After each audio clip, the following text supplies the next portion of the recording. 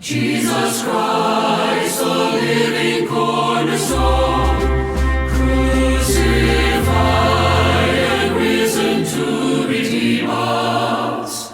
We adore and worship Him alone.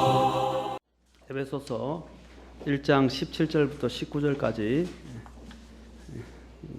그리고 에베소서 읽고 그 다음에 빌립보서 1장 20절부터 21절까지도 오늘 읽도록 먼저 에베소서를 읽겠습니다. 에베소서 1장 17절부터 19절까지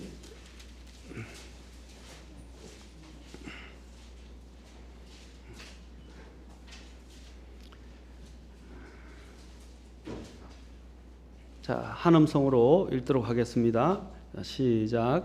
우리 주 예수 그리스도의 하나님 곧 영광의 아버지께서 지혜와 계시의 영을 너희에게 주사 그분을 알게 하시고 너희의 지각의 눈을 밝히사 그분의 부르심의 소망이 무엇이며 성도들 안에 있는 그분의 상속 유업의 영광이 얼마나 풍성하며 그분의 강력한 권능의 활동에 따라 믿는 우리에게 베푸신 바 그분의 지극히 큰 권능이 어떤 것인지 너희가 알게 하시기를 구하노라.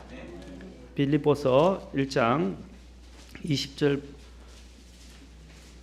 21절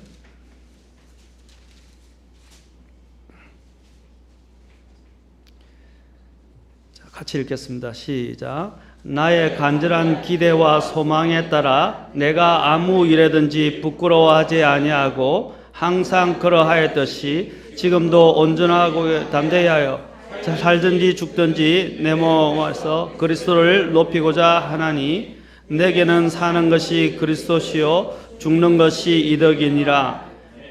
기도하겠습니다. 하나님, 오늘도 이 귀한 말씀을 높이시고 함께 해주시기를 원합니다. 이 자리에 나온 성도들에게 주님이 아낌없이 꼭 필요한 대로 말씀해 주시고 깨닫게 하시고 또 하나님 안에서 생명 안에서 살 수 있도록 역사해 주시기를 원합니다. 성령께서 특별히 도우시기를 원합니다.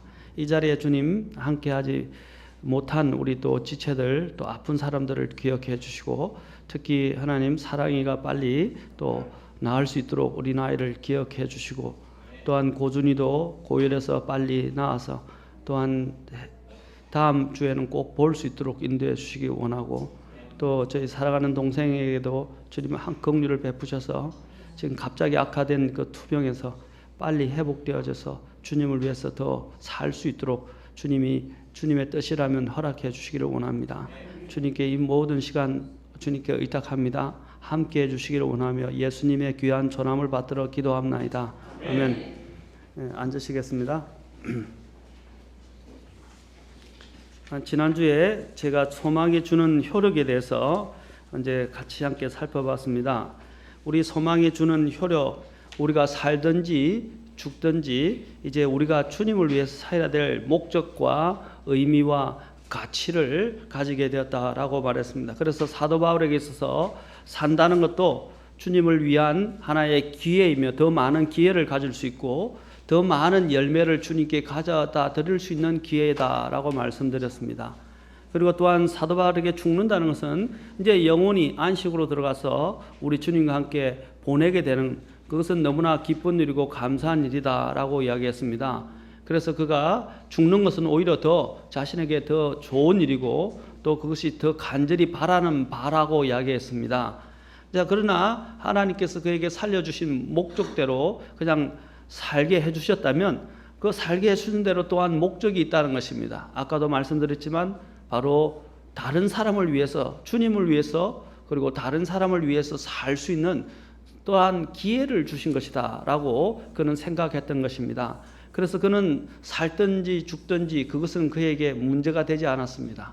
그는 삶의 문제를 초월했습니다. 사나 죽으나 어차피 자신의 목적이 분명했고 주님을 위해서 살아야 했기 때문에 그는 생사의 문제가 그에게는 큰 문제가 되지 못했다는 사실입니다.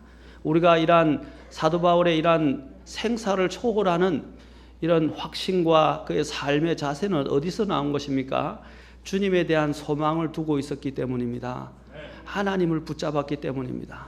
그분께 소망을 둔 사람은 이 생사의 문제에 의해서 얽매이지 않습니다. 사도 바울은 나는 어떠한 권능에도 매이지 아니하노라 라고 말했어요. 어떠한 권능, 어떤 권능은 세상이 나에게 영향을 줄 수 없다는 것입니다. 세상에 어떤 것도 나를 얽매이게 할 수 없다는 것입니다. 왜냐하면 나는 사나 죽으나 주의 것이며 주를 위해서 살기 때문에 또 주님께 소망이 유일하게 있기 때문에 어떤 다른 것들이 나를 엄습하거나 덮치거나 나를 힘들게 하거나 또 나로 하여금 내가 가고자 하는 그 길을 막을 수 없다는 것입니다. 저와 여러분도 동일한 이런 사도 바울의 소망을 갖게 된다면 이 소망으로 인해서 여러분도 이 삶의 구차한 것들에 얽매이며 살아가지 않고 그것들의 영향을 받으면서 살게 되지 않게 된다는 것입니다. 사는 것도 주님이 주신 기회이고 사는 것도 주님을 위해서 살 수 있는 더 많은 시간적 여유를 주신 것이며 또한 삶을 통해서 하나님께 더 많은 열매를 가져다 줄 수 있는 또 기회이며 또 다른 사람들을 위해서 살 수 있는 이타적인 삶을 살 수 있는 기회였다는 것입니다. 그리스도께서는 자기 자신을 위해서 이 땅에 살지 않으셨어요. 우리 이 죄인들을 위해서 이 땅에 오셨고 자기 자신을 내어주셨습니다. 그게 주님의 이타적인 사랑입니다. 마찬가지로 우리가 그리스도 안에 있다면 우리 또한 다른 사람을 위한 이타적인 삶을 삽니다. 자기 중심적이고 자기 또 집착적인 이런 삶에서 벗어나서 더 크고 원대한 소망 안에서 내가 이 세상에서 무엇을 위해서 살아가야 될 것인가, 어떻게 하면서 살아가는 것이 가장 좋은 것인가를 생각하게 되는데 바로 사도 바울이 이러한 문제에 있어서 그리스도 안에서 자기 자신을 발견했다는 사실입니다. 그리스도 안에서 자기 자신을 발견하게 되면 자아의 문제는 해결됩니다. 오늘날 인간들의 가장 큰 문제가 뭡니까? 자아 정체성의 문제입니다. 내가 누구냐? 나는 왜 이러냐? 어떤 사람은 지나치게 낮은 자존감 속에서 나는 쓸모없는 인간이다. 나는 다른 사람들이 생각해주고 또 위해주고 돌봐주는 그런 존재도 아니다. 누구도 나를 생각하지 않는 것 같아. 나는 왜 다른 사람들과 비교해서 이렇게 모자라나? 항상 자기를 멸시하고 낮은 자존감 속에서 뒹굴면서 살아갑니다. 그런 대표적인 또한 병 중에 하나가 우울증이에요. 그리고 또한 또 한 가지는 뭐냐면 이런 자기 정체성이 회복되지 않은 사람은 자기 기고만장해서 자기가 최고라고 생각합니다. 자기가 모든 것을 할 수 있다고 생각합니다. 이 모든 것들이 자아 정체성이 제대로 형성이 안 된 사람들입니다. 하나님 안에서 그리스도 안에서 자기 자신을 발견한 사람은 얼마나 내가 귀한 존재인가, 얼마나 내가 하나님 앞에서 또한 천한 존재인가를 발견하게 됩니다. 내같이 천한 존재임에도 불구하고 하나님께서 나를 사랑하셨고 나를 돌아보셨고 나를 사랑하사 이 땅에 오셔서 나를 대신해서 자신의 목숨을 내어주시기까지 하셨다는 사실입니다. 그 안에서 내가 발견될 때 나도 사랑받는 사람이구나. 바로 최고의 존엄하신 최고의 높은 곳에 계신 하나님이 나를 사랑하시고 돌아보시는구나 하는 것들을 발견하게 된다는 것입니다. 그러면 그 구겨진 자존감 속에서 아주 상처받은 자존감 속에서 회복할 수 있는 힘을 줍니다. 말라기의 제일 마지막 성경에 보면 하나님께서 어두운 태양과 같이 해와 같이 떠오르시니 그가 치료하는 광선을 보내신다고 하셨어요. 바라신다 그래요. 하나님은 치료하시는 분입니다. 우리의 이런 심지어는 모든 것을 치료해 주실 거예요. 영적인 죽음에서 우리를 해방시키셔서 생명을 주셨고 또한 심지어는 우리의 정서적인 문제까지 치료받을 수 있는 그런 정체성을 회복할 수 있는 가치관을 회복할 수 있는 그 생명의 빛을 주시고 치료하는 빛을 주시고 또한 나중에는 이 우리 죽어서 썩어지는 그 몸조차도 하나님의 그 능력에 의해서 부활하게 될 것이라는 사실입니다. 우리의 모든 전인격적인 것이 그리스도 안에서 발견되어질 때 회복되어질 것입니다. 이것이 사도 바울이 가지고 있었던 확신이었어요. 사랑하는 성도 여러분, 저와 여러분이 그리스도 안에서 발견되도록 하십시오.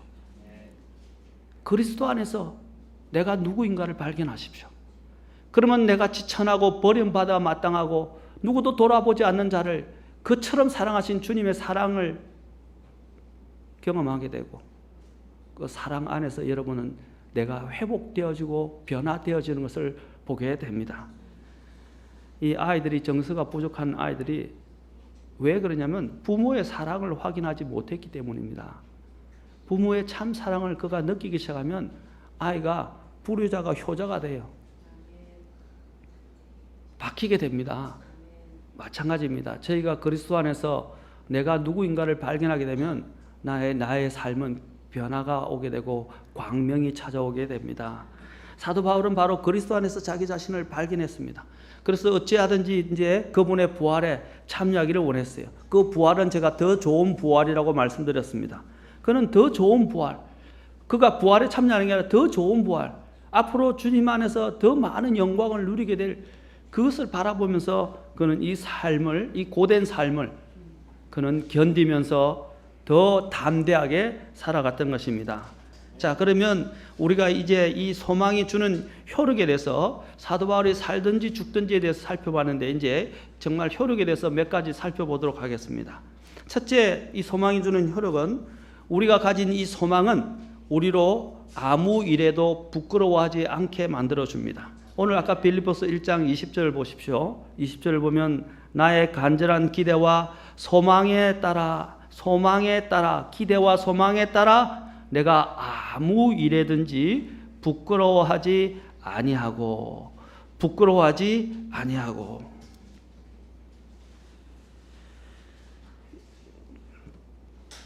주님께서는 우리가 주님을 알면 주님의 복음과 주님을 증거하는 이 일에 있어서, 또 주님을 나타내는 일에 있어서 전혀 부끄러워하지 않습니다. 왜냐하면 주님이 나의 모든 것이고 주님이 나를 살게 하신 분이기 때문에 주님 위에는 보이는 게 없어요. 내가 자랑할 것은 주님이에요.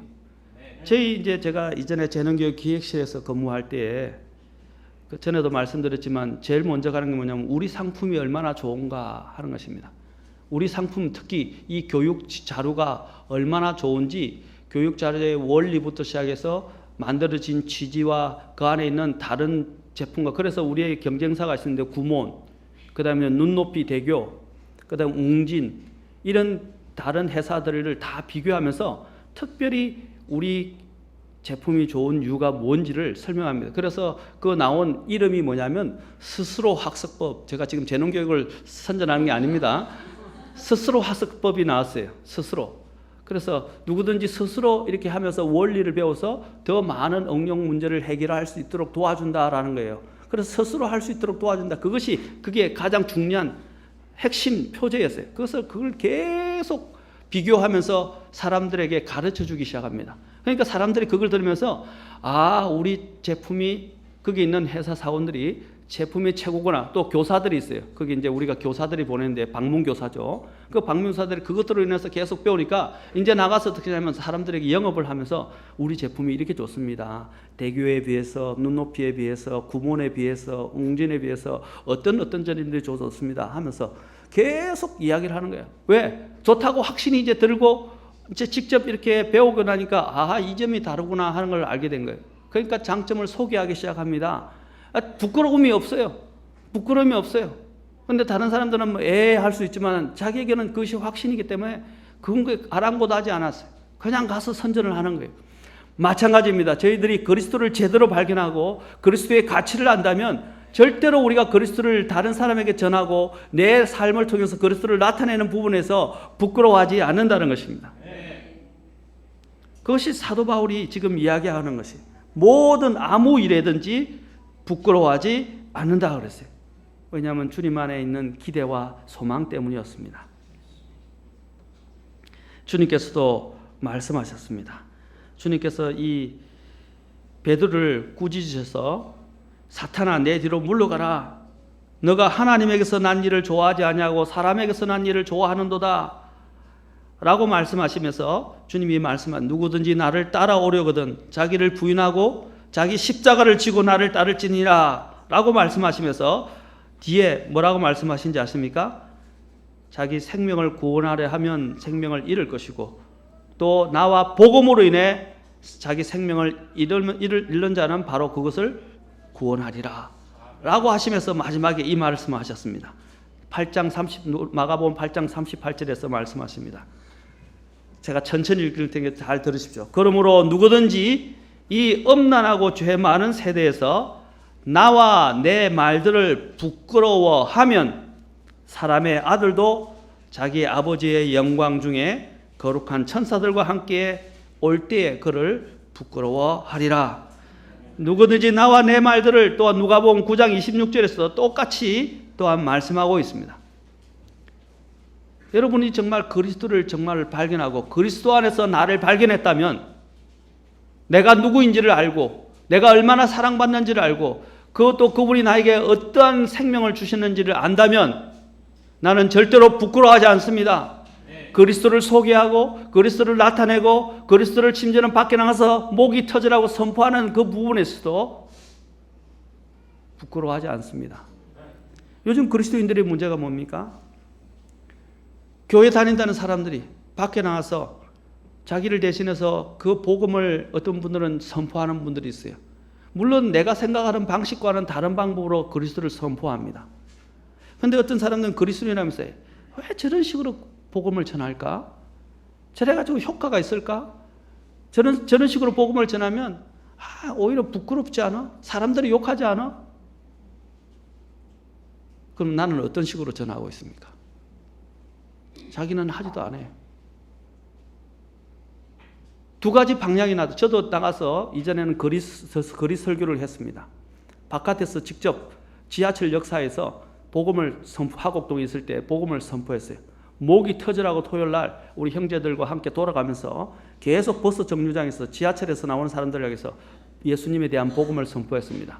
물론 양해를 구했습니다. 여러분, 제가 말씀을 전하는 이유는 여러분들을 번거롭게 하고 시끄럽게 하고 또 여러분들에게 불편을 드려서 죄송하지만 이것은 인생에 있어서 가장 중대한 문제이기 때문에 제가 외쳐서 복음을 전하지 않을 수 없습니다 하고 복음을 매주 토요일마다 가서 전했어요. 근데 어떤 분은 두 가지 반응해요. 왜 이런 식으로 하느냐고. 시끄러워 죽겠다고. 심지어는 교회 다닌다는 사람이 막 폭언하고 멸시하고 심지어는 저주까지 하더라고요. 근데 어떤 분은 어떻게 하냐면 그 가게에, 그게 옷가게인데 옷가게 앞에서 했어요. 근데 옷가게가 들어오는데 우리 때문에 사람들이 오는데 좀 번거로운 부분도 있는데 그 옷가게 주인이 크리스찬이었는데 여름에는 어떻게 하는지 아세요? 수박 잘라서 한 봉씩 드리라고 그러고 커피를 가지고 와서 시원한 커피를, 냉커피를 타가지고 저희들이 먹으라고 주시고, 또 겨울에는 따뜻한, 어떤 분은요 가면서 따뜻한 그 두유, 겨울에 손이 시려가서 막 손을 불면서 하니까 전도지 나눠주니까 두유를 타가지고 가져다 주면서 마시면서 하시라고. 추우신데 얼마나 고생하시냐고. 그들이 저하고 아는 분이 아니에요. 단지 그리스도로 해서 너무 귀한 일을 하신다고 감사하면서 오히려 격려를 해주시는 거예요. 우리 그리스도인들이 그래야 됩니다. 내가 하지 못하면 다른 사람을 통해서 그리스도를 선포한다면 감사해야 됩니다. 오히려 기뻐해야 됩니다. 오히려 그 용기로 인해서 내가 도전을 받아야 돼요. 오히려 그들이 복음을 전해서 혹시 한 명이라도 주님을 만나고 주님에 대해서 알게 돼서 구원받을 수 있도록 우리는 기도해 줘야 됩니다. 그런데 나는 하지 않으면서 비난하고 자기는 담대하지도 않으면서 부끄러워하면서 그것을 뭐라 하고 이야기하는 것은, 손짓하는 것은 잘못한 것입니다. 우리가 주님이 뭐라고 말씀하십니까? 누구든지 나와 내 말을 부끄러워하면 사람의 아들도 자기 영광과 자기 아버지의 영광과 거룩한 천사들의 영광 중에 올 때에 그를 부끄러워하리라 그랬습니다. 그래서 사도 바울이 로마서 1장 16절에 보면 내가 그리스도의 복음을 부끄러워하지 아니하는 I am not ashamed. 부끄러워하지 않는다 그랬어요. To preach the gospel. 하나님의 복음을 선포하는 일을 부끄러워하지 않는다 그랬습니다. 왜냐하면 이 복음이 모든 자를 구원에 이르게 하는 하나님의 권능이 되기 때문이라, 권능이기 때문이라. 사랑하는 성도 여러분, 이것은 부끄러워할 일이 아니에요. 사도 바울이 이렇게 담대하게 된 이유는 모든 일에서 아무 일이든지 간에 부끄러워하지 않게 된 것은 바로 그리스도 안에 있는 소망이 있었기 때문입니다. 이보다 더 귀한 것이 없습니다. 또한 우리로 가진 소망은 우리로 부끄럽게 하지 아니할 뿐 아니라 더욱 담대하게 만들어줍니다. 1장 20절 보십시오. 또 뭐라 그랬어요? 아무 일에도 부끄러워하지 아니하고 항상 그러하였듯이 지금도 뭐라고 했어요? 온전히 담대하여 라고 되어 있어요. 온전히 담대하여. 우리 그리스도인들은 이제 부끄러움 뿐 아니라 담대해집니다. 무서움이 없어져요. 두려움이 없어져요. 예수님이 누구인가를 정말로 발견한 사람은요, 다른 사람을 겁을 내지 않습니다. 특히 대표적으로 여러분 잘 알고 있는 산헤드린 공회에 속해 있었고, 또 예수님의 시신을 자신의 무덤에 안치했던 아리마대 요셉이 있습니다. 마가복음 15장 43절에 보면 아리마대 요셉이 심지어는 아무도 빌라도에게 그런 말을 못하는데 담대히라고 되어 있어요. 담대히 빌라도에게 들어가서 예수님의 그 몸을 구해서 어떻게 해요? 자신의 있는 돌무덤에다가 안치를 시켜달라고 이야기합니다. 누구도 감히 그런 말을 하지 못했어요. 제자들도 다 도망갔어요. 그런데 아리마대 요셉은 어떻게 했습니까? 주님의 그 몸을 달라고 이야기합니다. 이미 죽었음이 확인되었으니까. 그는 존경받는 산헤드린 공회의 공회원이었어요. 그리고 거기 보면 마가복음 15장 43절에 보면 역시 하나님의 왕국을 기다린 자라고 말하고 있습니다. 하나님의 왕국을 기다린 사람이라고. 하나님의 왕국을 그는 기대하고 기다렸기 때문에 그는 주님이 누구인지를 이제 알았어요. 그래서 그 부끄러워하지 않았어요. 주님을 제대로 만난 사람들은 담대합니다. 특히 사도행전을 보면 주님의 제자들이 이제 주님의 부활한 주님을 목격하고 난 다음에 그분의 부활의 증인이 되었습니다. 부활의 증인이 되고 난 다음에 그들은 어떻게 했습니까? 얼마나 담대해지는지 몰라요. 우리 사도행전으로 가서 쭉 한번 살펴봅시다. 사도행전 4장 13절입니다.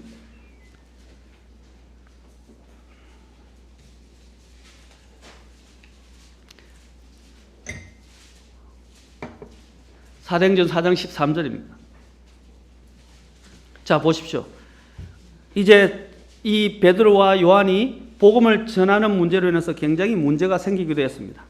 근데 자, 보십시오. 이제 저들이 베드로와 요한의 담대함을 보고 그들이 학문 없는 무식한 사람인 줄 알았으므로 이상히 여기며 또 그들에 대해 그들이 전에 예수님과 함께 있었던 것을 알게 되고 그래서 담대함을 보았다고 되어 있습니다. 그런데 복음을 전했는데 어떻게 그들이 핍박하고 전하지 못하게 했어요. 4장 29절로 가보세요. 계속해서 사도행전은 이 부분을 이야기합니다. 사도행전을 우리가 이야기할 때 우리가 사도들의 행적이지만 또한 성령 행전이라고 불려집니다. 성령 행전이라고 불려지만 또한 저는 담대한 사도들 행전이라고 부르고 싶어요. 여기서 사도행전을 보면 담대하다는 단어가 굉장히 많이 나옵니다. 4장 13절에도 나오지만 4장 29절도 보세요. 이제 그들의 위협을 보시고 자, 그들이 이런 위협하고 핍박하는 것으로 인해서 주님 앞에 기도를 합니다. 뭐라고 기도합니까? 이제 그들의 위협을 보시고 또 주의 종들이 전적으로 담대히 주의 말씀을 말하게 하시며 왜냐하면 그들은 소망이 있었기 때문입니다. 하나님에 대한 소망이 있었기 때문에 담대했었어요. 또 31절 보십시오. 또 31절 보니까 그들이 기도하기를 마침에 자, 이 기도를 했어요. 그런데 하나님이 약속대로 또 그들에게 담대함을 주셔서 더 흥왕하도록 만들어줍니다. 그들이 함께 모인 것이 흔들리더니 그들이 다 성령님으로 충만하여 담대히 하나님의 말씀을 말하니라. 더 담대해졌어요. 소망은 우리로 부끄러워하지 않고 담대하게 만들어줍니다. 또 사도행전 9장 27절로 가봅시다. 바나바에 대한 문제가 나옵니다.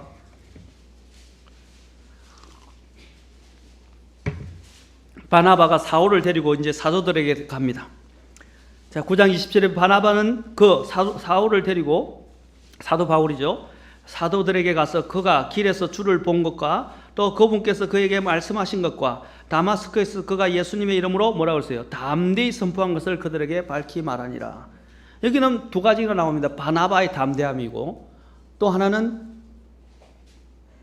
사도 바울이 회심하고 난 다음에 바로 그가 얼마나 담대해졌는지 이야기하고 있습니다. 그는 이전에 예수님을 핍박하던 사람이고 그렇죠? 또한 하나님의 교회를 핍박하던 주님의 교회를 핍박하던 자였습니다. 그러나 그가 핍박하고 반대하던 그가 바뀌어져서 이제는 오히려 그리스도를 담대하게 선포하게 된 거예요.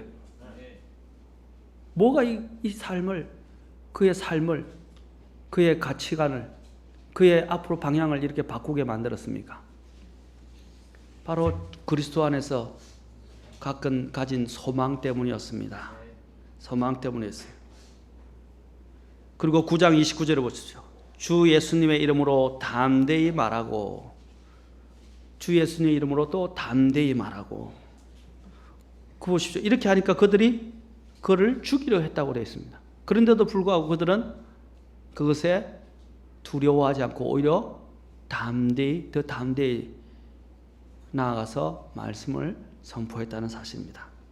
또 우리 한번 봅시다. 13장 46절도 계속 한번 쭉 사도행전을 봅시다. 여기 보면 또 뭐라고 되어 있습니까? 이에 바울과 바나바가 담대하게 되어 이르되 하나님의 말씀을 마땅히 너에게 먼저 말할 필요가 있었으나, 여기도 보면 유대인들이 핍박을 했어요. 그들을 계속 핍박하고 반대했어요. 그런데 어떻게 해요? 바울과 바나바는 담대하게 되어 또한 말씀을 선포했다고 되어 있습니다.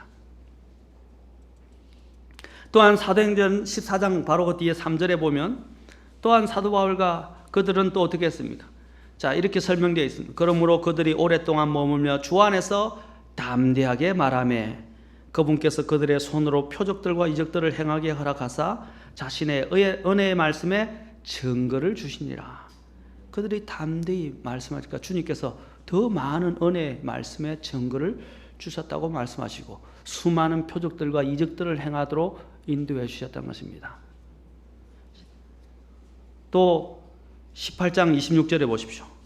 그들이 또 해당에서 담대히 말하기 시작하니까 아굴라와 브리스길라가 그의 말을 듣고 그를 데리고 와서 그에게 하나님의 길을 더욱 완전하게 설명해 주니라. 이 하나님을 제대로 만나는 사람들은 이런 담대함을 갖게 된다는 것입니다.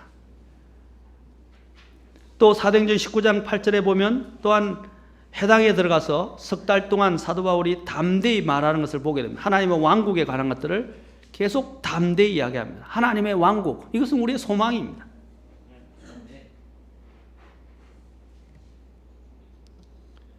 우리가 읽었던 또한 에베소서 그 뒤에 3장 12절에 보면 그리스도 안에서 우리가 그분의 믿음을 통해 담대함을 가지며 또 확신 있게 나아감을 얻느니라. 담대함을 가지게 된다고 그랬어요. 사랑하는 성도 여러분, 저와 여러분이 이런 소망을 갖게 되면 주님을 부끄러워하지 않을 뿐 아니라 그분의 복음을 부끄러워하지 않을 뿐 아니라 더욱더 담대하게 됩니다. 정말 여러분이 그리스도 안에서 있는 내 자신을 보고 계십니까? 내가 어떤 존재인가? 내가 어떤 존재인가? 그것을 그리스도 안에서 여러분이 발견하게 될 때에 여러분의 삶은 달라지게 됩니다. 달라지게 됩니다.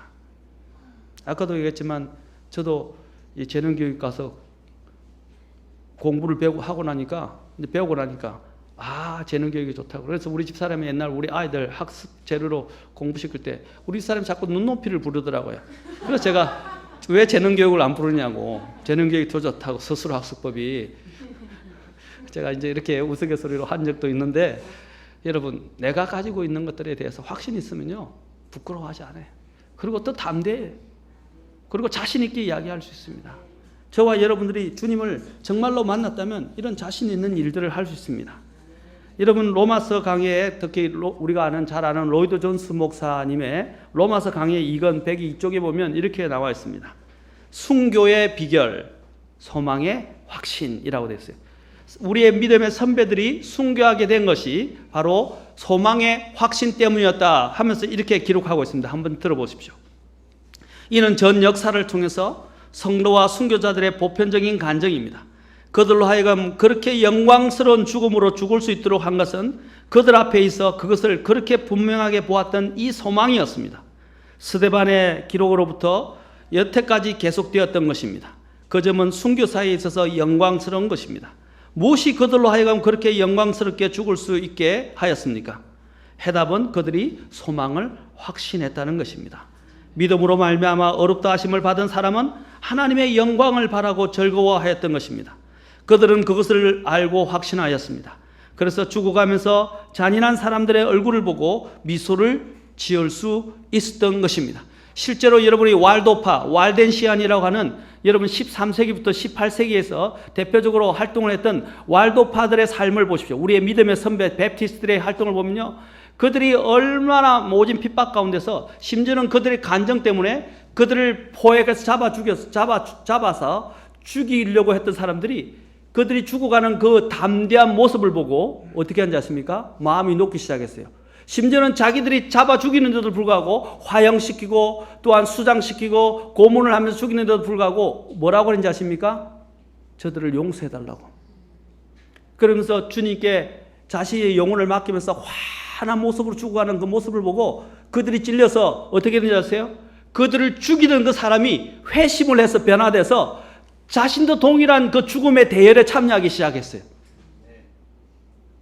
죽이려 했던 그 적이 그들의 모습을 보고 담대한 모습을 보고 변화가 돼서 그들도 동일한 그리스도인이 되어서 나중에 동일한 죽음의 대열에 참여하게 했단 말입니다.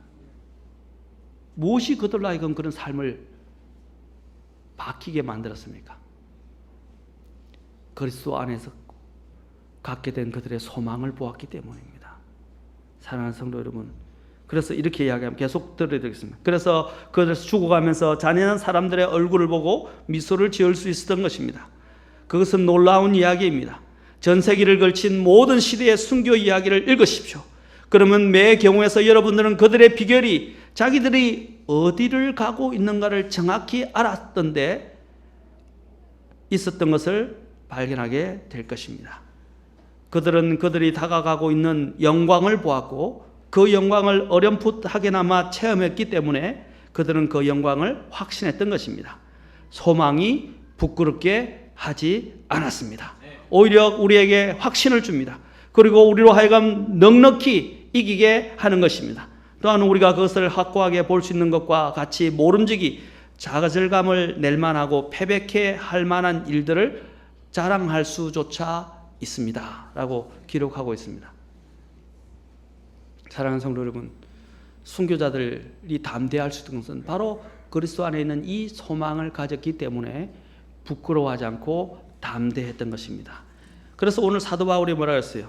내가 간절한 기도와 소망에 따라 내가 아무 일에든지 부끄러워하지 아니하고 항상 그러하였듯이 지금도 온전히 담대하여 라고 되어 있습니다. 사랑하는 성도 여러분, 여러분들은 이런 그리스도 안에서 내가 누군지를 발견하고 내 향방을 알게 됨으로 인해서 이제 부끄러워하지 않고 담대하십니까? 담대하십니까? 담대하십니까? 우리의 기도 제목이 바로 이렇게 되어야 됩니다. 에베소서 6장에 보면 사도 바울이 우리를 위하여 기도할 것은 뭐라고 그래요? 우리로 하여금 우리가 더 담대하게 되어 복음을 선포할 수 있게 해달라고 기도해달라고 그랬어요. 복음을 선포하는 데는 담대함이 필요해요. 어떤 사람은 그리스도인인데도 부끄러워서 또 담대하지 못해서 심지어는 지하철에 앉아서 그리스도인인데도 불구하고 성경도 한번 펴놓고 읽지도 못해요. 다른 사람 앞에 담대해서 나가서 복음 전도지 하나도 못 줘요.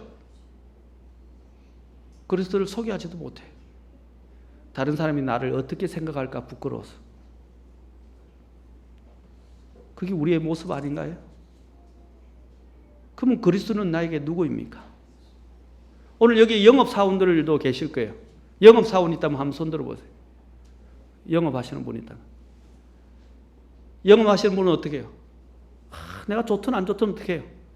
먹고 살아야 되니까 가서 광고하고 선전해야 돼요. 맞습니까? 특히 여기 기업에 있는 또 CEO들도 마찬가지. CEO들도 하는 일이 없는 게 아니에요. 결제만 하는 게 아니고요. 밖에 가서 우리 회사 제품이 좋습니다 하고 많은 사람들이 홍보를 해야 돼요. 그게 쉬운 일이 아니에요. 제가 저희 매제가 이제 건설회사 지금 사장인데 저희 매제 건설회사 부산에서 중견기업의 건설회사 사장인데 뭐 하냐면 자기 아버님은 회장인데 맨날 영업을 하는 사람들하고 인맥 관리를 하면서 계속 건물 안 짓냐, 건물 좀 지어라 이렇게 하면서 계속 영업을 한대. 왜? 자기가 해야 할 일이니까. 마찬가지로 우리가 해야 할 일이 뭐예요? 그리스도를 소개하는 겁니다. 아멘? 그리스도를 소개하는 거예요. 그 다음에 또한 세 번째로 우리가 가진 소망은 우리로 하여금 죽음조차도 두려워하지 않게 합니다. 1장 20절 보십시오. 아까 빌립보서 1장 20절에 보니까 뭐래요? 살든지 죽든지 내 몸에서 그리스도를 높이고자 하나니 내게는 사는 것이 그리스도요 죽는 것이 이득이니라. 지난 시간에 이 부분에서 우리가 자세히 살펴봤죠. 소망은 죽음조차도 두려워하지 않습니다. 저도 저희 동생 이야기를 들었을 때 너무 마음이 아파서 많이 울었습니다. 젊은 나이고 저로 인해서 고생을 많이 했어요. 제가 예수님을 일찍 믿어서 집안이 풍비박산이 되면서 제가 해야 할 몫을 사실 이 여동생이 다 했어요. 제가 장남 노릇을 해야 되는데 집에서 제껴져서 예수님을 믿는다는 것 때문에 고생하면서 제가 떨어졌을 때 제 동생이 제 몫까지 다 해서 고생을 많이 했어요. 처음에는 예수님을 안 믿었었어요. 그러나 이제 암이 생기면서 결국 병원에 입원하게 되고 수술을 하고 난 다음에 제가 복음을 전했을 때 그때서 예수님을 받아들였습니다. 그 예수님을 받아들였어. 그리고 난 다음에 이제 암 치료를 해서 5년이 지나서 이제 괜찮은 줄 알았는데 갑자기 지금 이렇게 재발할 줄 몰랐어요. 너무 마음이 아파요. 같이 더 오래 있을 수 있다고 생각했는데 갑자기 상황이 굉장히 악화되었습니다. 그런데 제가 다시 한번 생각했어요. 너무나 슬프고 아픈 일이고 내 혈육을 잃어버릴 수 있다는 것은 참 고통스러운 일입니다. 제가 제일 사랑하는 동생입니다. 그런데 그래도 소망이 있다는 거예요.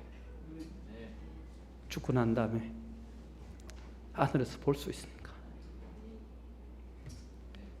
얼마나 감사한 일입니까? 이 소망이 없었더라면 우리 아마 소망은 완전히 잃어버린 바 되고 소망 없이 아무런 기대 없이 살아갈 수밖에 없었어요. 그러나 우리가 이제 바라볼 수 있는 것은 그리스도 안에서 새 생명을 얻었고 영원한 생명을 얻었고 저 천국에 가서 볼 수 있다는 사실입니다.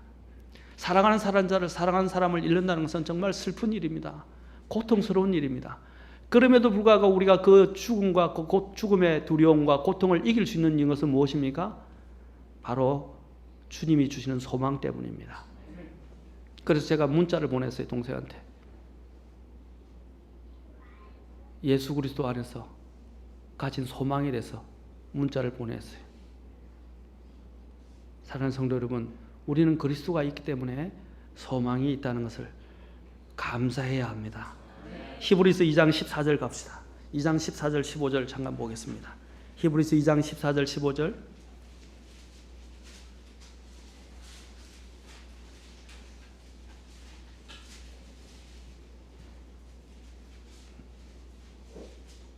같이 읽겠습니다. 시작. 그런즉 자녀들은 살과 피에 참여한 자들이므로 그분도 마찬가지로 같은 것의 일부를 취하셨으니 이것은 그분께서 죽음을 통해 죽음의 권능을 가진 자 곧 마귀를 멸하시고 또 죽음을 두려워하여 평생도록 속박에 얽매인 자들을 건져내려 하심이라. 주님이 우리에게 무엇을 주셨어요? 죽음을 두려워하여 평생도록 속박에 얽매인 사람, 또 이 죽음의 권능을 가지고 있는 마귀를 멸하시고 죽음을 두려워하여 그 죽음의 평생도록 속박, 얼마나 이 속박이 괴로운 것입니까? 그 두려움이, 사람에게 가장 큰 고통이 뭐예요? 두려움이에요, 두려움. 특히 죽음을 앞두고 있는 사람의 그 두려움을 아십니까? 그러나 우리에게는 죽음이 두렵지 않아요. 왜냐하면 죽음 이후에 우리는 더 영원한 죽음이 없는 곳으로 들어가는 소망이 있기 때문입니다. 주님이 이것을 위해서 우리를 대신해 죽어 주셨어요. 주님이 우리에게 이것을 선물로 주셨어요. 그래서 신자에게 있어서 죽음은 영원한 안식으로 들어가는 출입문입니다. 시편 기자는 뭐라 합니까? 성도의 죽음은 주의 눈앞에서 귀중하니라 그랬어요. 성도의 죽음은 주님의 눈앞에서 뭐라고요? 귀중하다 그랬어요. 신자에게서 죽음은 영원한 안식으로 들어가는 출입문입니다. 우리 한 구절 더 봅시다. 고린도전서 15장 52절부터 57절까지. 고린도전서 15장 52절부터 57절까지입니다.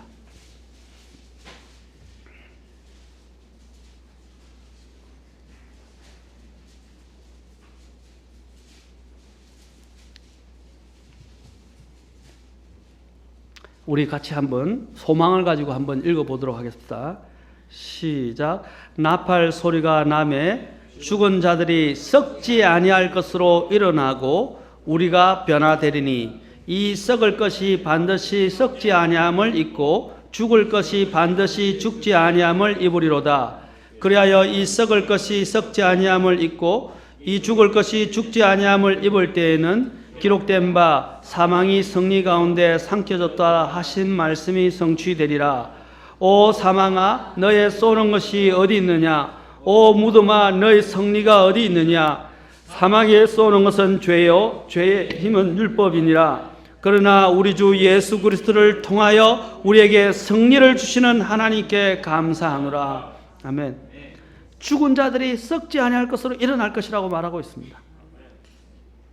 그리고 사도 바울은 선언합니다. 55절 우리 다시 한번 힘차게 읽어보죠. 55절 자 시작. 오 사망아 너의 쏘는 것이 어디 있느냐? 오 무덤아 너의 승리가 어디 있느냐? 아멘. 사망이 우리 위에 군림하지 못합니다. 사망이 우리를 영원히 붙들어 놓을 수 없어요. 우리는 사망을 해치고 무덤을 열고 이제 다시 살아나서 영원한 저 생명으로 들어가게 될 것입니다.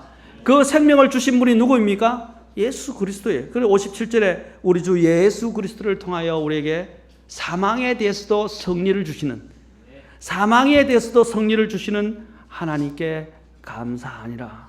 아멘. 감사하지 않습니까? 그래서 우리는 죽음이 아프고 물론 힘든 과정이지만 죽음이 우리를 두렵게 할 수 없습니다. 우리는 죽음에 의연하게 대처할 수 있습니다.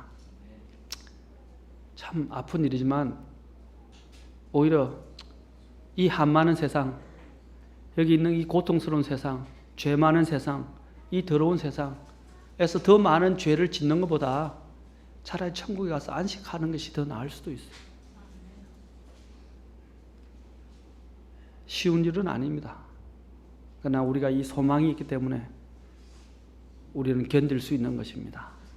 그리고 의연하게 죽음을 맞이할 수 있는 것입니다.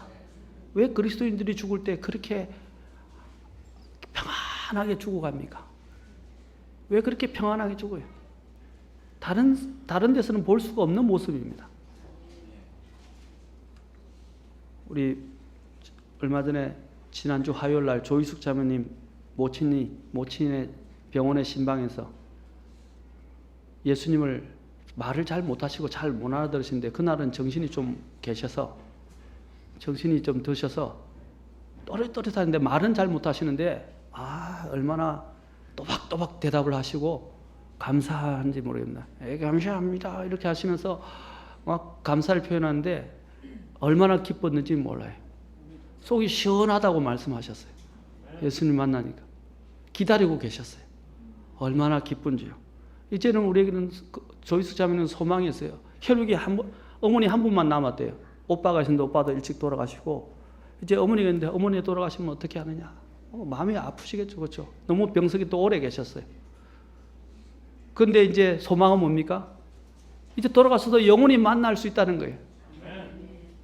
그 소망으로 인해서 이제는 기뻐할 수 있는 겁니다. 오히려 물론 홀로 남아야 된다는, 이 세상에 홀로 남아야 된다는 것은 참 힘든 일입니다.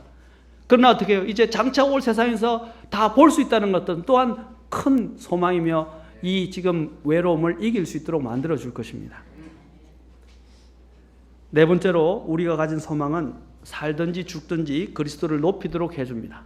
이거는 지난 시간에 제가 살펴보았습니다. 사도 바울이 그에게 죽는다는 것과 산다는 것의 의미에 대해서 우리가 살펴보았기 때문에 하지 않겠습니다.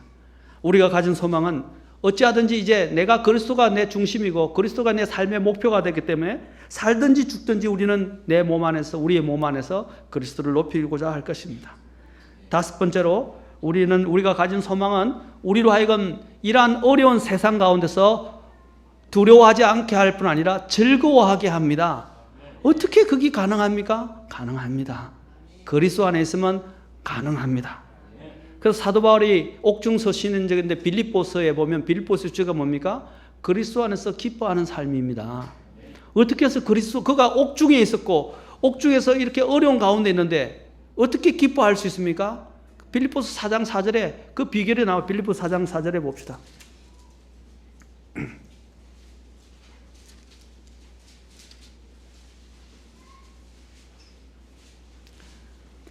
자, 보세요. 항상 주를 기뻐하라. 내가 다시 말하노니 기뻐하라.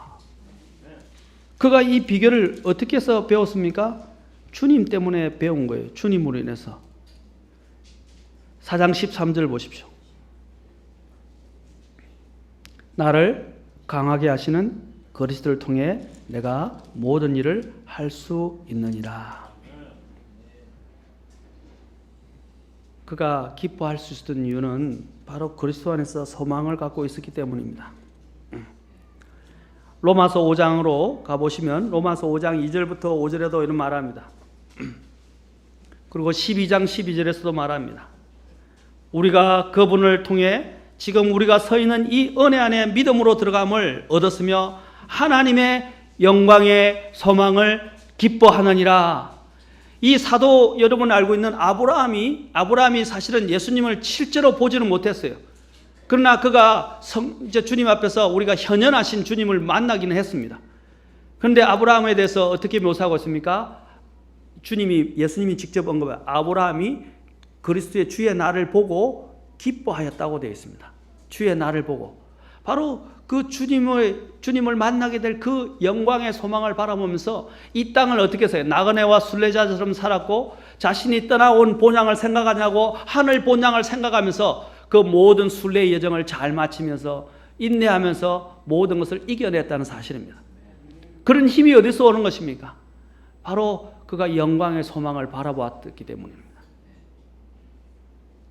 그래서 하나님의 영광의 소망을 기뻐하느니라. 그래서 로마서 5장 3절 계속 보시죠. 그리할 뿐 아니라 우리가 보십시오. 환난도 기뻐하나니. 환난은 인내는 체험은 소망을 이루는 줄 우리가 아노라. 소망이 우리를 부끄럽게 하지 아니하면, 여기도 부끄럽지 않다고 그랬어요. 우리에게 주신 성령님에 의하여 하나님의 사랑이 우리 마음에 넓게 부어졌기 때문이니. 이것이 실제로 영화로 나온 적도 있는데요. 영화로도 제가 영화 제목을 잃어버렸는데, 저는 이런 좋은 영화들을 한글로 이렇게 빨리 해서 이렇게 자막을 만들어서 좀 만들어냈으면 좋겠어요. 우리나라에 소개되지 않은 좋은 크리스찬 영화들이 미국에 있습니다. 그 중에 하나가 뭔지 아십니까? 이 형이 둘이가 쌍둥이인데 동생으로 제가 알고 있어요. 동생이 잘못을 저질렀어요. 그래서 그 잘못에 연루돼서 사형을 당하게 되었어요. 그런데 어떻게 했는지 아세요? 그 형이 동생을 방문하러 갔다가 동생하고 면회를 하는 척하면서 그 동생을 수면을 취하게 만들고 그 옷을 자신이 갈아입고 동생을 내보냈어요. 그 또 동생은 예수님을 몰랐지만 그 형은 동생을 알았어요. 예수님을 알고 있는 사람이었어요. 그러고 난 다음에 그 동생이 수면에 취해서 이제 그 수감하고 있는 그 교도의 소에 그 일하시는 분을 불러서 이제 데리고 나가라고 그랬어요. 그래서 쓰러졌다고 데리고 나가라. 그 데리고 나가서 들어가서 편지를 하나 같이 보냈는데 그 동생이 이제 깨어나 보니까 편지가 하나 있는 거예요. 그 편지가 뭐냐면 너를 사랑한다. 너를 위해서 대신 죽는다는 내용이에요. 그리고 그 자신을 위해서 살라는 내용이에요. 이제는 새로운 생명으로 살라는 거예요. 그 동생이 그걸 보고 이제 달려가니까 이미 때는 늦었어요. 그 형장이 예술로 사라졌어요. 그 동생을 대신해서 죽은 거예요. 그 다음부터 그 동생이 어떻게 살았습니까? 예수님을 영접하고 형이 못 닿았던 그 삶을 살기 시작하면서 변화가 되기 시작했어요. 그 내용이 있는 내용입니다. 그 영화를 같이 봤으면 참 여러분이 감동이 있는데, 바로 그가 이러한 부분에서 전혀 자신이 당하는 고통, 죽음에 대해서 부끄러워하지 않았다는 것입니다. 오히려 그런 여러 가지 상황 가운데서도 오히려 다른 사람을 위해서 기꺼이 죽을 수 있도록 그 사람을 만들어줬다는 사실입니다. 이것이 바로 그리스도 안에서 여러분이 그리스도를 발견한 사람의 모습입니다. 다른 사람들을 사랑하게 됩니다. 이 소망원에서 어떠한 환난도 두려워하지 않게 됩니다. 로마서 12장 12절에 보면 소망 중에 기뻐하고 환난 중에 인내하며 늘 절박하게 기도하고. 저게 전에 누가 이거 외우신 것 같아요. 제가 알기로는 박선인 장로님이 외우신 걸로 알고 있는데, 제가 기억력이 맞다면 소망 중에 기뻐하고. 우리가 기뻐할 수 있는 이유는 이 세상이 아무리 힘들어도 그리스도로 인해서, 그리스도 안에 있는 소망 때문에 기뻐할 수 있는 것입니다. 그 기쁨은 누구도 빼앗아갈 수 없어요. 주님께서 말씀하셨어요. 내가 너에게 평안을 남기노니 내가 주는 평안은 세상이 주는 것 같지 아니하다 그랬어요. 그 세상이 줄 수 없는 평안, 그 기쁨이 내 안에 있다는 것입니다. 그것은 누구도 앗아갈 수가 없어요. 그것이 바로 우리가 그리스도 안에서 소망을 가지고 있기 때문입니다. 여섯 번째로 우리가 가진 소망은 우리로 활기 있고 생기가 넘치며 박진감 있는 그리스도의 삶을 살도록 만들어준다는 것입니다. 전에 전 시간에도 이것을 살펴봤어요. lively hope. 그렇죠? 그렇죠? 산 소망을 준다고 그랬어요. 산 소망. 여기서 산, lively라는 뜻은 무엇입니까? 여기 노아 웹스터 1828년에 보면 이렇게 써놨어요. brisk, vigorous. 또 이렇게 써놨는데 이것은 active이라고 했는데 이것은 무엇입니까? 팔팔하다 이 말입니다. 팔팔하다. 이 brisk라는 단어를 보면 팔팔하다, 활발하다, 기운이 차서 넘친다 이런 뜻이에요. 바로 우리가 그리스도 안에서 이 산 소망을 갖게 되면 팔팔해요. 우리 아이들이 팔팔한 거 보셨죠? 우리도 마찬가지예요. 우리도 팔팔하게 돼요. 그리고 또한 여기서 이 단어는 또한 다르게 보면 또 원기왕성하고 활발하고 박력 있고 강건하다는 것입니다. vigorous, 이 단어가 원기왕성하다는 거예요. 그리고 박력이 있다는 것입니다. 우리가 그리스도 안에서 이 소망을 가지면 세상이 어떤 핍박과 어려움과 고난이 와도 그것이 우리의 이 에너지, 우리 안에서 살아 넘치는 이 기운을 막을 수가 없어요. 아멘. 여러분 이 씨를 보십시오. 씨가 얼마나 놀랍습니까? 이 씨가 정말 생명력이 있으면 그 두꺼운 흙이 단단하게 누르고 있어도 어떻게 해요? 심지어는 바위 틈을 헤치고 솟아난다 이 말입니다. 바로 그 힘을 이야기하는 거예요. 여기서 이야기하는 거예요. 어떠한 것도 나에게 장애가 되지 못해. 그 틈을 비집고 생명력의 기운이 확 올라오는 것처럼 우리가 그리스도 안에 있게 될 때 우리 안에 있는 그 그리스도 안의 소망이 이 험난하고 이 어렵고 나를 반대하고 심지어는 나를 미워하는 이 세상에 대해서도 어떻게 해요? 활기를 펴고 활기 있게 일어난다는 사실입니다. 절대로 나의 이 생명력을 무너뜨릴 수 없다는 거예요. 그래서 아까도 이야기했지만 죽음 앞에서도 그들은 담대하게 순교할 수가 있었던 것입니다. 그게 가능하냐? 가능합니다. 여러분들이 주님을 붙든다면 가능해요.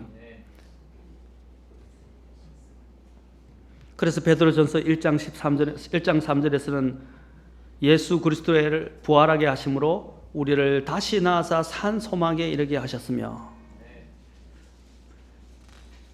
마지막으로 우리가 하나만 더 보겠습니다. 두 가지입니다. 죄송합니다. 두 가지 더 보겠습니다. 우리가 가진 소망은 빨리 하겠습니다. 우리의 재림을 갈망하게 합니다. 주님의 재림을 갈망하게 합니다. 요한일서 3장 2절에 보면 우리로 하여금 디도서 2장 13절에 보면 저 복된 소망과 위대하신 하나님 곧 우리의 구원자 예수 그리스도의 영광스러운 나타나심을 기다리게 하셨다라고 그랬어요. 바로 복된 소망이신 예수님의 그 오심을 기다리게 만듭니다. 요즘 주님 빨리 오시면 좋지 않겠어요? 저도 지금 어저께 기도한 게 뭔지 아십니까? 우리 동생 주님 조금만 생명을 연장해서 주님 올 때가 다 됐는데 죽음을 보지 않고 같이 그냥 휴거하게 만들어주세요. 하도 마음이 아파서 그렇게 기도했습니다. 사랑하는 성도 여러분, 주님이 오시면 우리의 모든 실험은 끝납니다. 우리를 지긋하게 괴롭히던 죄도 끝납니다. 이제는 우리가 영원한 안식 가운데 들어가게 될 거예요. 그래서 예수님의 그 오심을 복된 소망이라고 말합니다. 복된 소망. 지긋지긋하고 정말 나를 괴롭히던 이 모든 것들이 다 끝나는 날이에요. 얼마나 감사합니까? 로마서 8장 23절과 24절에 보면 이렇게 이야기합니다. 그래서 그들뿐 아니라 이 창조물인데 창조물도 어떻게 신음하고 있죠. 고통 속에서 신음한다고 그랬어요. 근데 그 창조물뿐만 아니라 우리 자신 믿는 우리 신자들, 곧 성령의 첫 열매를 소유한 우리까지도 속으로 신음하며 양자 삼으심, 즉 우리 몸의 구속을 기다림은 우리가 소망으로 구원을 받았기 때문이라. 아멘. 얼마나 간절히 기다리시는입니까? 저도 그래요. 요즘은 내가 주님 앞에 완벽하고 잘했기 때문이 아니라 요즘은 그래요. 주님 그냥 빨리 오시면 좋겠습니다. 더 많이 죄를 짓지도 않고요. 물론 더 주님을 섬길 수 있는 기회를 내가 얻을 수 있지만 자꾸 세상에 살면 살수록 죄를 더 많이 짓는 것 같아요. 죄를 뿌리 뽑을 수가 없잖아요. 근데 이 문제가 해결되는 것은 무엇입니까? 예수님이 오셔서 내가 죄를 짓지 않는 몸으로 완전히 영광스럽게 변화되는 겁니다. 그 날입니다.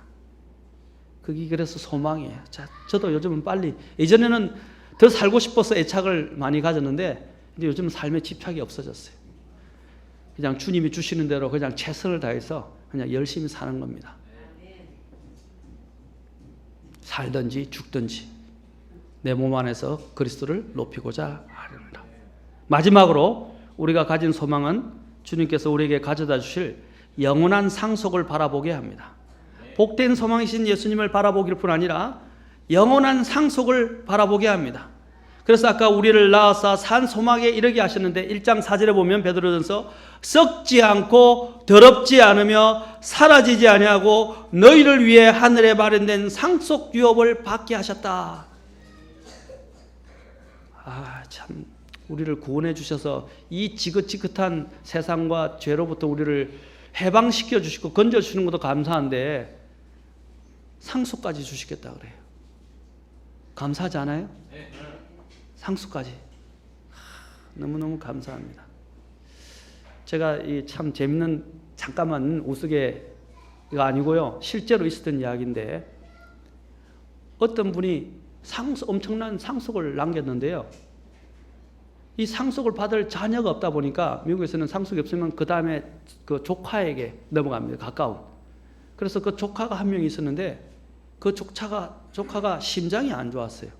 그래서 심장이 안 좋아서 그 조카에게 이제 상속이 넘어가게 된 사실을 알려야 되는데 그 변호사가 이걸 알렸다가는 주변에 있는 사람 알리면 이 사람 심장마비로 죽을 수도 있습니다. 그래서 목사님이 어떻게 했냐면 목사님께서 그럼 내가 조용히 가서 잘 한번 해보겠습니다 하고 목사님이 실제로 있었던 이야기입니다. 신문에 났어요. 신문에.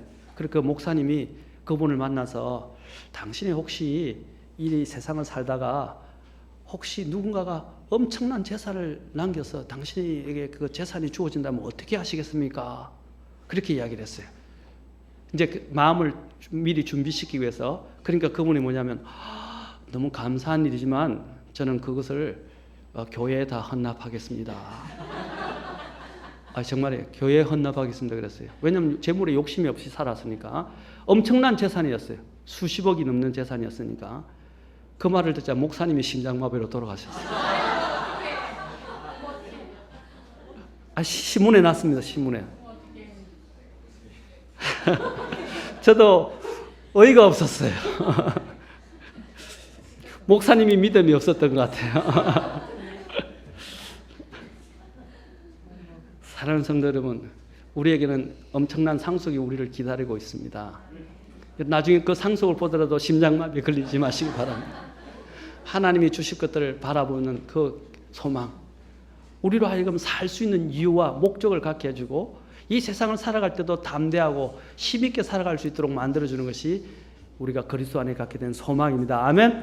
여러분 이 소망을 가지시고 이 힘든 세상 인내하면서 즐거워하면서 모든 죄를 이기고 세상을 이기면서 담대하게 살아가시는, 그리고 담대하게 예수님을 선포하시는 저와 여러분이 될 수 있기를 주의 이름으로 축원합니다.